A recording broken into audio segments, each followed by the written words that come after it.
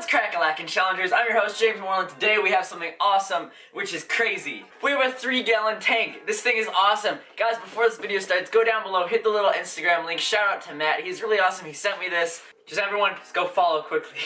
And yes, guys, this is gonna be used for a betta fish. At first I was gonna use it for African dwarf frogs, but everyone wanted more bettas. So we're gonna start unboxing. My camera is at 20%, so I'm probably gonna have to stop this and like charge it halfway through. So I was first actually going to make a pico tank out of this for saltwater, but Matt said he would want this to be an awesome tank for a color for betta and maybe some shrimp. Because usually bettas and shrimps don't work well together, but I think if we give them enough hiding spots, it would work. Yo guys, this is awesome. The Aquascape on this tank is going to be so magical. So it is plastic, so it will scratch easily, but it is going right here. This beautiful little square. The filter is pretty weird because it's an air filter, but it's also a hang on the back. So this little whisper filter will hang on the side, and then it has this cute little air pump, and then it's some airline hose, and then this just like puts air inside of it, and it makes a suction thing so it pulls everything out. And then here's the cute little LED light for the side. Oh my gosh, look at this small little filter. So this is gonna be for one betta, maybe some shrimp. But guys, the thing is, before you guys say bettas need a minimum of 5 or 10 gallons, that's not true. Do not keep them in less than 2 gallons. There are a lot of sources that say 2.5 gallons is the minimum. And this is 3 gallons, so technically they have even more room to swim around in. I'm just gonna put everything in, clean it off camera, and then I'll come back. But I just wanna show you guys what it'll look like. So it's gonna look something like this with the LEDs on top, then that light. We're actually gonna take some of the plants from here and actually move them in here, so that's gonna be pretty awesome.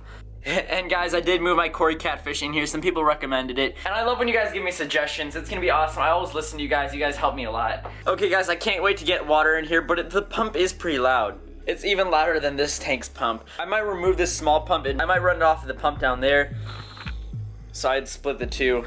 And then that's what the LEDs look like. They're actually surprisingly bright. It looks pretty nice. So I'm just gonna add some substrate in here and then maybe put some glass stigma, and I might film that. I don't know. I might just combine this with the aquascaping video. I don't know. Yo guys, I just added some substrate. I forgot to film. But here it is. It's actually the Petco black sand mixed with some play sand. And I like the look so it's not straight up pure black, but it also has some nice rocks and stuff that give it more texture. Because if it was just flat black, kind of like that, it doesn't look the best. But I do actually have some sand that's now coming up, which I actually like the look of more.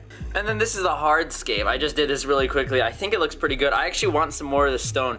It's this row use stone or something. It's from H2O plants, so it's pretty awesome. I might want to ask for some more.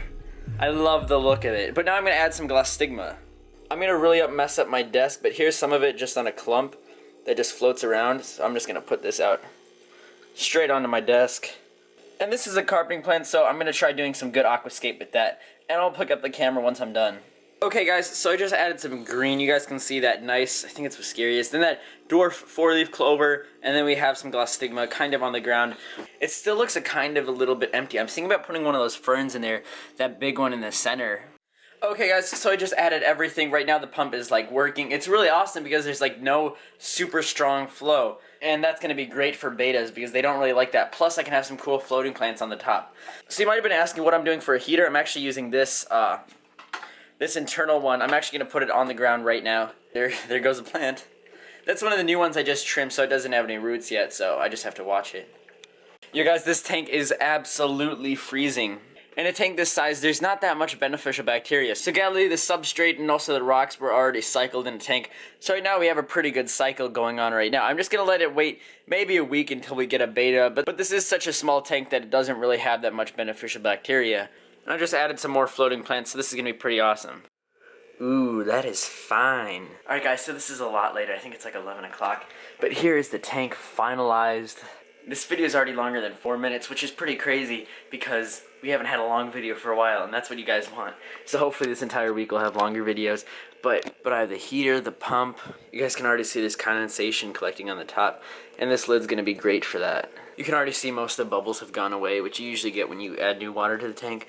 But I added moss balls. I also added some of that driftwood from this tank in there. Man, look at how dusty that moss is. I just did a water change and I got a new gravel vac, so everything's dusty. I'll have to do a couple more water changes. But yeah, this tank is looking great. I'm going to try changing some settings on the camera so you guys can see it more.